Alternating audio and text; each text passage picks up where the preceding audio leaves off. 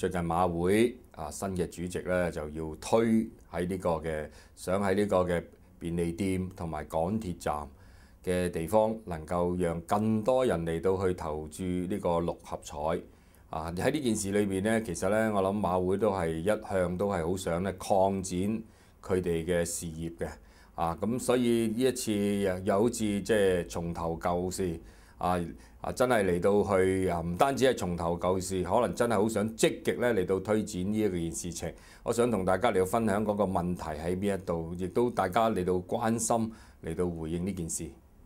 好喺呢個便利店同埋呢個嘅港鐵站咧，能夠加開呢個嘅投注嘅地方嘅時候咧，正如便利店係好方便嘅，叫人咧嚟到去投注，係更多嘅地方，更多可以話咧遍佈全香港甚至乎咧，當一個人咧以前咧佢入去買六合彩，去呢個嘅進入賽馬會嘅時候，有啲人可能唔係咁舒服我想買六合彩啫，走入去投注站，有啲人可能咧都唔想以人亦覺得自己，但係如果喺呢個便利店係好方便嘅，佢又去買嘢食嘅啫好隨便嘅，所以阿公阿婆乜嘢人咧都可以去投注嘅。但係呢個投注嘅背後咧，大家要小心知道。呢個投注嘅背後係啲乜嘢嘅理念呢？呢個投注嘅背後係一個賭博，係一個貪嘅意念嚟嘅。咁當然咧，有啲人咧就係唔以為咧係呢個六合彩係一個嘅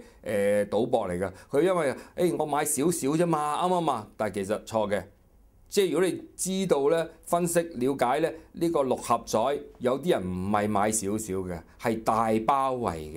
嘅，係更多人。喺裏面咧用唔少錢嚟到去博彩嘅，好甚至乎咧一個唔好彩咧，咩叫唔好彩啊？你話好彩定唔好彩啦？一個唔好彩咧，佢係中咗個咩安慰獎咩獎嘅時候咧，佢仲會更加大包圍，唔會再係少少啦。所以呢個係一個擴展賭博賭風一個嘅開始嚟嘅。咁同埋咧就係即係我哋又更加要知道啦，其實背後咧。即係如果你話咧係好多人嚟到去投注，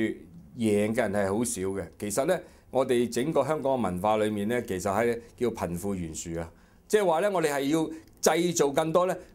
人貧，去令到咩啊？有啲人成為富啊嘛。咁其實我哋係呢個嘅背後一個嘅意念信念咧，我覺得我哋更加要小心啊。面對呢件嘅事情咧，我希望咧，我哋香港普羅嘅市民，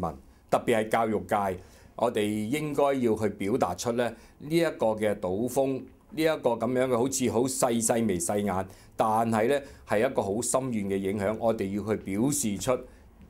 用我哋嘅手，我哋可能要寫一啲嘅文字係投稿，投喺報紙，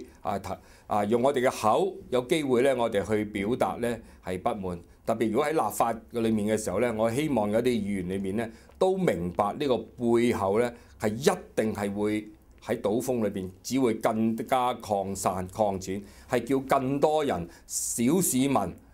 跌入呢個嘅賭風嘅。所以請大家一齊咧用各方面嘅渠道嚟到表達出表達出不滿，表達出呢一個嘅問題嘅嚴重性。